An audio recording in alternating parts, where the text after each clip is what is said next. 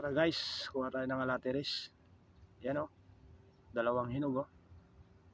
Tikman natin mga guys kung matamis. Uy, matamis. Pa tayo. Yan o, napakatamis.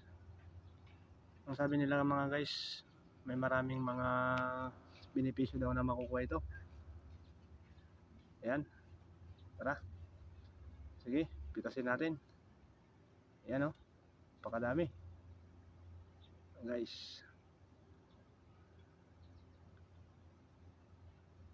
Yan. Oh, daming mga hinog oh. Dito tayo. Mas marami dito.